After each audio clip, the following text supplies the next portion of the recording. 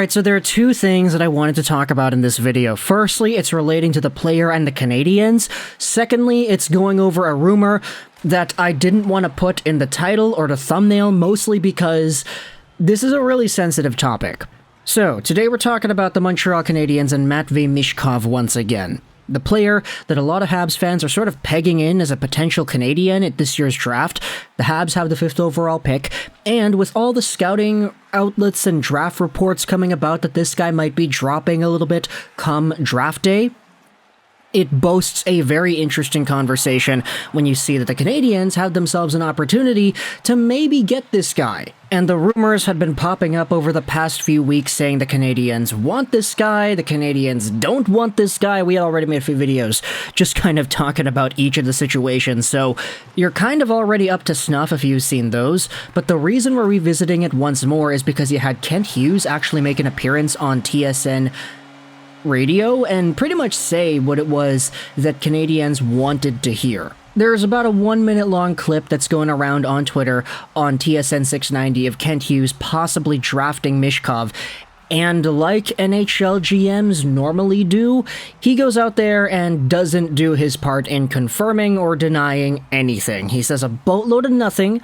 but he goes out there and pretty much says a lot of what Canadiens fans want to hear, that they have to do some evaluations, that when it comes to drafting, it's a game as to whether or not you choose one guy or the other based off of their traits and what traits you think are more valuable than others. It's a really basic conversation, but essentially Kent Hughes says that they're going to do more research on Matvei Michkov and that they need to make sure that whoever is the right guy at 6th or 5th overall, is going to be the right guy. So, realistically, it's not that bad. This is the quote that I think kind of ties it all together. Priyanka Emmerich went out there and said it. Now that we know where we're picking, if we had won the lottery and we're picking absolutely number 1, then we wouldn't have had to dig into it at the same level of detail. But we're going to do that. I have to believe that if you're considering Michkov and another player that you deem very, very comparable in terms of talent and potential, then those factors are probably going to weigh him down. But we're not there yet, where I can say to you that we believe there are others equal to him, or he's equal to them, for that matter. And so realistically, that's a whole lot of nothing. Like, we don't know at all what the Canadiens' thought process is when you're thinking about Michkov from that quote. But I will tell you what this does mean. It does mean the Montreal Canadiens will do their research and they will try to evaluate things. And that's not a surprise. I mean, they're an NHL team, for crying out loud. They kind of have to do that.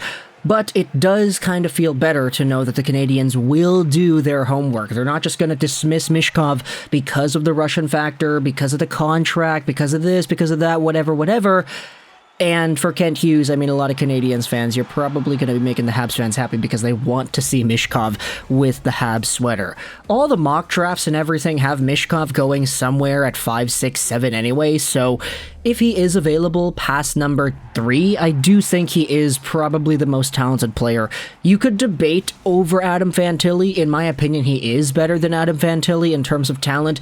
He's been labeled as Bedard's sort of 1A, 1B this entire time. The past few years have seen Michkov as that Ovechkin to Bedard's Crosby, so there's a lot of hype for this guy, and rightfully so. We've never seen a player produce as well in the KHL at such a young age. And for Michkov, heading into the next few years, sure, there's a contract that's going to hold him down. That's definitely going to play a part into whether or not a team sees it appropriate to draft him early on in this year's draft. But at the end of the day, if you're looking at a pure talent perspective, this is going to be a top caliber player. But we have another topic that I needed to talk about here, and I didn't want to put this in the title or the thumbnail for a very specific reason. We don't know if this is true, and the importance, the significance, the magnitude of this sort of thing, this is really paramount. So we also had ourselves a conversation discussed by Martin McGuire on 985 FM radio in Montreal, Quebec, and this is a rumor. So I'm not going to go out there and say this is true, but if this is true, this kind of plays into the idea as to Russia's sort of situation and why you don't want to mess with this. It's about Matvei Michkov and Michkov's father, who had unfortunately passed away and was found in a body of water a few weeks ago. Before he had passed away, Michkov's father wanted to invalidate his son's contract so he could come to the NHL ASAP, according to journalist Martin McGuire on French radio. There's a link to the audio hit, but just that sort of idea is kind of why I don't want to just discredit the significance of his contract and the circumstances in which he lives, where he's in the KHL doing his thing, whatever. Now, I will say there is another unnamed, well-connected source that already refuted this entire thing. Every time a Russian is among the highly touted prospects, there is exaggeration. Michkov's dad died of natural causes. That's been double and triple confirmed. And that's what the other source went out there and said, well-connected source. The article was in French. The problem is, though, I have a really difficult time really believing that the guy died of natural causes when he was found in a pond, but that's just all my personal thing. I'm not going to go out there and dispute whatever it is the radio or the news people went out there and said. So, really crazy stuff if you think about it. And this sort of is an extra layer to the conversation that I didn't really want to put in the title or the thumbnail. I didn't want anybody to go out there and say, oh, look at Lego clickbaiting with the guy's father in order to get views. Nah, fam, we're not going to do that. We're just going to put the Canadiens, Kent Hughes and stuff, and include this conversation at the end because it's really an extra thing to keep notice of. And so with this idea in mind, whether it's true or not, this sort of illuminates the conundrum that a lot of teams have with taking a guy like Michkov so high in the draft.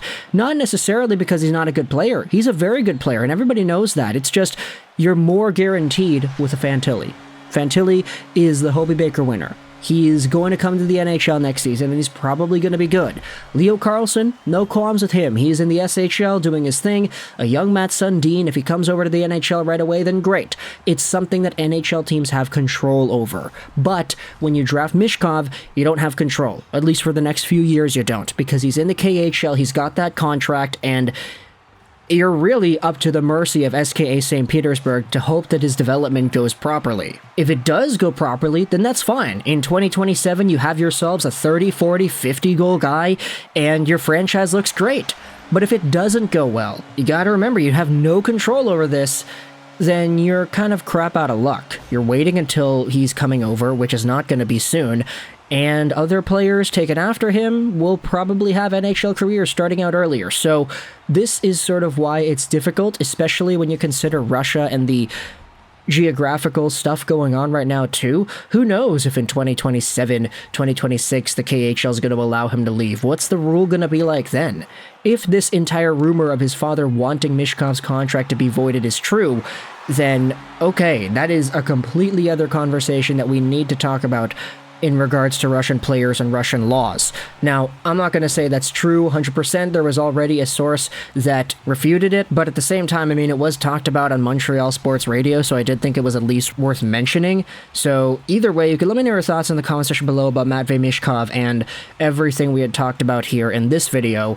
Do you think he's going to come over to Montreal? What are your thoughts on Kent Hughes' comments? What are your thoughts on all the other stuff that we had talked about here? I hope you enjoyed this video. And bye.